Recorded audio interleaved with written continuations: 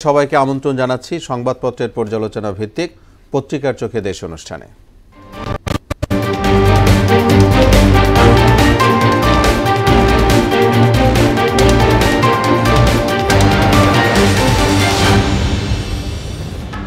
দর্শক, অনুষ্ঠানে আজকের অতিথি মোহনা টেলিভিশনের সিনিয়র রিপোর্টার শামীমুজ্জামান চৌধুরী।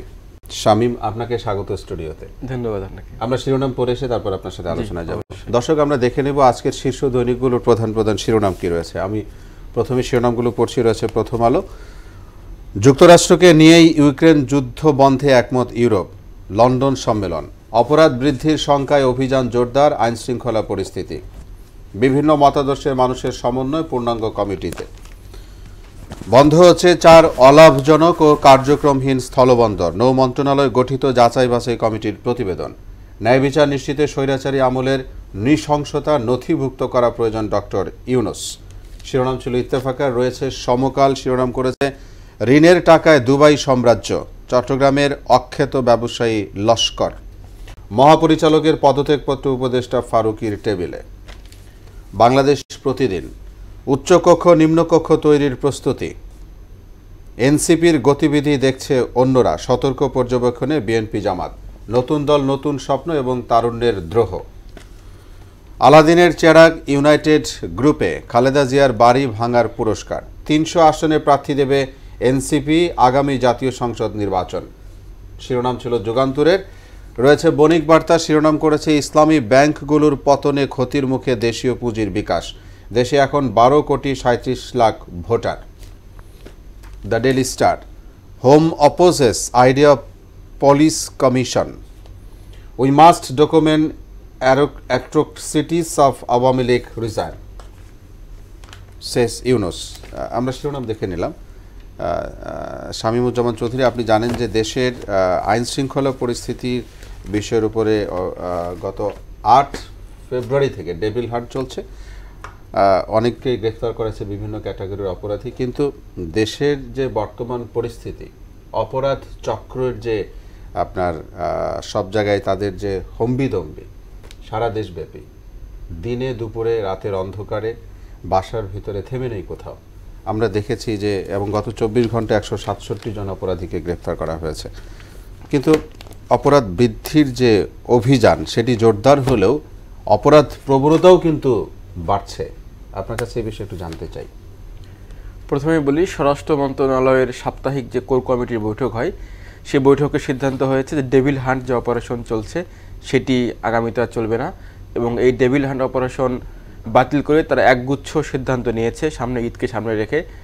তারা 500-র বেশি টহল টিম ঢাকা শহরে বাড়িয়েছে এবং 200-র বেশি র্যাবের টহল টিম সারা দেশব্যাপী থাকবে। পাশাপাশি অপরাধ ঠেকাতে সরকারের স্বরাষ্ট্র মন্ত্রণালয়ের পক্ষ থেকে প্রায় 17 থেকে 18টি পদক্ষেপ নেওয়া হয়েছে এবং ঊর্ধ্বতন কর্মকর্তা যারা আছেন, পুলিশ, র্যাব, বিজিবি, তারা মাঝে মাঝেই মাঠ পরিদর্শন করবে। এ ধরনের বিভিন্ন পদক্ষেপ নেওয়া হয়েছে এবং রাজধানী সহ সারা দেশের যে মার্কেট, শপিং মলগুলো রয়েছে, এই শপিং মলগুলোতে তাদের টহল এখন থেকে প্রায় 2-3 গুণ বৃদ্ধি করা হবে এবং নিরাপত্তা তারা বিষয়টি দেখছে ঈদকে সামনে রেখে। কিন্তু বলি, বিষয়টি হচ্ছে যে সন্ধ্যা নামলেই কিন্তু মানুষের মধ্যে একটা শঙ্কা, উদ্বেগ, উৎকণ্ঠা আমরা দেখেছি কাজ করে।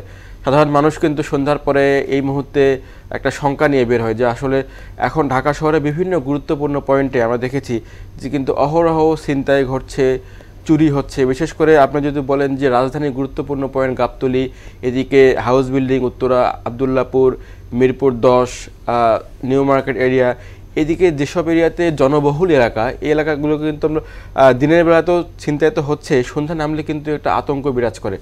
গতকালকে ছোট্ট একটা ঘটনা বলি, এটি হয়তো অনেক পত্রিকায় এসেছে, অনলাইনে অনেক পত্রিকা আসেনি এখনও, অনেক হয়তো এখনও জানেও না। গতকালকে রাজধানী পরিবহনের একটি পরিবহন আছে যেটি হচ্ছে চন্দ্রা থেকে মিরপুর 12 পর্যন্ত নিয়মিত তারা চলাচল করে।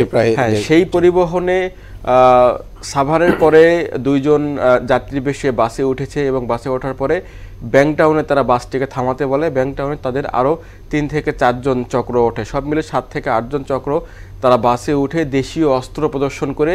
সেই বাসে প্রায় 20 থেকে 25 জন যাত্রী ছিল। সব যাত্রীর কিন্তু মোবাইল, টাকা পয়সা, স্বর্ণ অলংকার, গুরুত্বপূর্ণ জিনিস, দিনের বেলা, দুপুর 2টার ঘটনা, সবকিছু কিন্তু ছিনিয়ে নেয়। এবং তারপরে তারা ঠিক গাবতলির আগে আগে তারা সেই চক্রটি বাস থেকে নেমে যায়, সবকিছু নিয়ে তারা নেমে গেল। কিন্তু মানুষ অসহায়, মানুষ অসহায়, এবং বাসের যে যাত্রী এবং ড্রাইভার সুপারভাইজার সবাই কিন্তু অসহায়। এখানে দেশীয় অস্ত্র ছিল, কোনো কিছু তারা করতে পারে নাই। পরে টেকনিক্যাল পার হয়ে যাত্রীরা 999-এ ফোন দিয়ে তারা সাহায্য চেয়েছে। আজকের ঘটনা এই যে পরিস্থিতি, যে অবস্থার কথা আপনি একটি গল্প বললেন, মানে সত্য গতকালকের ঘটনা একদম যে অভিযোগ এরকম ঘটছে সব জায়গায়। আপনি কিছু চিহ্নিত জায়গার কথা বললেন এই শহরে, ঢাকার বাইরেও বিভিন্ন জায়গায় একই অবস্থা। আমরা জেনেছি যে বাড়িতে পর্যন্ত হামলা করা হচ্ছে। এই থেকে উত্তরণের উপায়টা কি? কোন জায়গাগুলোতে এই থেকে উত্তরণে আসলে আইন শৃঙ্খলা বাহিনীকে যেভাবে ফাংশন করা উচিত ছিল সেই কাজগুলো কিন্তু হচ্ছে না। সেনাবাহিনী মাঝে মাঝে যৌথ অভিযান করছে রাত্রেবেলা। আপনি যদি ঢাকার বাইরে চিত্র বলেন, আমি কিছুদিন আগে ঢাকার বাইরে গিয়েছিলাম, সেখানে আমি দেখেছি যে ঢাকার বিভিন্ন জেলা শহরে, উপজেলা শহরে যে সিএনজিগুলো চলে, তারাও কিন্তু সন্ধ্যার পরে বের হচ্ছেন না, সিএনজি পর্যন্ত ছিনতাই হয়ে যাচ্ছে। সবাই একটা আতঙ্ক, শঙ্কা, উদ্বেগ, উৎকণ্ঠা আছে পুরো দেশে।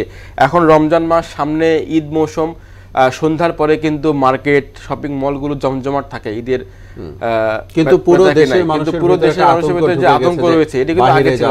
এটি আসলে ফিরে আসতে হবে। জি, এই সংখ্যা রোধে আসলে আমার মনে হয় যে আইন শৃঙ্খলা, পুলিশ, র্যাব কে আসলে আরো অ্যাক্টিভ ভূমিকা পালন করতে হবে এবং সারা দেশে টহল জোরদার করতে হবে এবং ছিনতাই রোধে বিভিন্ন গুরুত্বপূর্ণ পয়েন্টে তারা যেই সিদ্ধান্ত নিয়েছে একগুচ্ছ, সেটি আসলে বাস্তবায়ন করা গেলে হয়তো বা সামনে এই ছিনতাই, চুরি, ডাকাতি প্রবণতা কমবে। যে আমরা এটি প্রত্যাশা করি, খুব বেশি রকম জননিরাপত্তার জন্য এগুলো দরকার। তারা অভিযান পরিচালনা করছে, কিন্তু সেটি আরো বাড়িয়ে দিলে হয়তো কমবে, আমরা প্রত্যাশা করি। শামীম যুগান্তরের একটি শিরোনাম পড়তে চাই, 300 আসনের প্রার্থী দেবে এনসিপি আগামী জাতীয় সংসদ নির্বাচন। আপনি তো জানেন যে নতুন যে তরুণদের রাজনৈতিক দল গঠন হলো, এখন তারা বলেছে যে 300 আসনে প্রার্থী দেবে। এই যে অল্প সময়ের মধ্যে এই চ্যালেঞ্জ, কতটুকু চ্যালেঞ্জ এখানে রয়েছে বা কি করতে পারে না?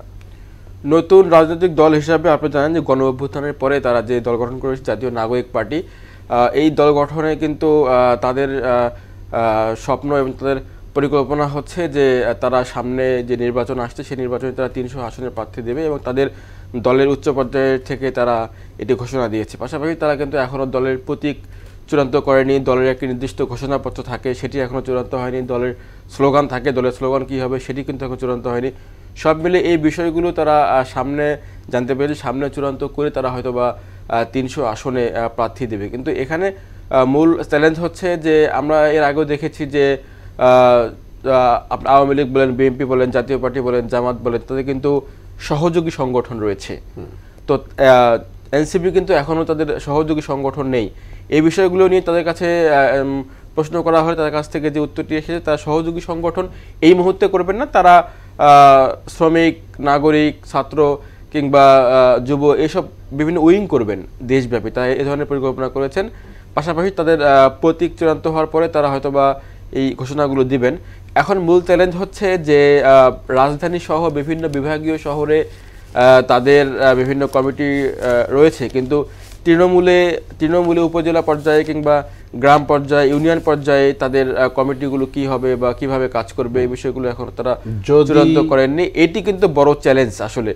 300 আসনে যখন প্রার্থী দেবে তখন তো অবশ্যই তৃণমূলে তাদের একটা গ্রহণযোগ্যতা থাকতে হবে। এই গ্রহণযোগ্যতা তারা তৈরি করতে পারবে কিনা সেটি আসলে সময়ই বলে দেবে। 12 কোটি সেটি চ্যালেঞ্জ 37 লাখ ভোটার আছে, অর্থাৎ প্রায় 12.5 কোটি। সবগুলো মানুষের কাছে তো পৌঁছাতে হবে। আপনি যেটি বলছেন তৃণমূলের কথা, এই অল্প সময়ের মধ্যে আমরা বর্তমান অন্তর্বর্তী সরকারের ঘোষণা অনুযায়ী ডিসেম্বরে নির্বাচনের অনুযায়ী ওইভাবেই কাজ করছে কমিশন, এই সময়ের মধ্যে এটি কতটুকু সম্ভব হতে পারে? এলসিপির উচ্চ পর্যায়ে কমিটি যারা রয়েছেন তারা নেতারা বলছেন যে তারা পৌঁছাতে পারবেন। তাদের যেহেতু একটি গণ অভ্যুত্থান তারা করেছেন, তাদের ডাকে অনেক মানুষ সাড়া দিয়েছে, কিন্তু আসলে গণ অভ্যুত্থান এবং ভোটের বিষয়টা কিন্তু সম্পূর্ণ আলাদা। ভোট কিন্তু আসলে একদম সবারই, একদম গরিব বড়লোক থেকে শুরু করে তৃণমূলের ব্যবসায়ী, আপামার জনতা সবাই কিন্তু ভোট দেবে। তো যেহেতু একটি সম্পূর্ণ নতুন দলের জনপ্রিয়তা কি হবে, মিশন এবং ভিশন কি হবে, এগুলো কিন্তু তৃণমূলে পৌঁছাতে হবে এবং তারা আসলে কতটুকু এগুলো করতে পারবেন সেটি আসলে সময়ই বলে দেবে। কিন্তু এখন তাদের যে পরিকল্পনা আমরা জানতে পেরেছি, তারা সারা দেশব্যাপী একযোগে তারা এই কাজগুলো করবেন এবং তাদের মূল লক্ষ্য হচ্ছে এখন দলের যে একটা গঠনতন্ত্র, সেই গঠনতন্ত্র চূড়ান্ত করার পরে আমরা জানতে পেরেছি যে তারা এগুলো সামনে আনবেন, যে তাদের পুরো দলের রাজনৈতিক কার্যক্রম কিভাবে তারা পরিচালনা করবে এবং তাদের বিভাগীয়, জেলা, উপজেলা এবং ইউনিয়ন পর্যায়ে কমিটিগুলো কিভাবে হবে সেগুলো তারা সামনে আনবেন। আমরা হয়তো বা সেই অপেক্ষায় রয়েছি, সেগুলো সামনে আসার পরে মানুষ কিভাবে সাড়া দেবে সেগুলো আসলে সময়ের অপেক্ষা, সময় বলে দেবে আসলে। জি, আপনাকে অনেক ধন্যবাদ স্বামী আমাদের সঙ্গে সময় দেওয়ার জন্য।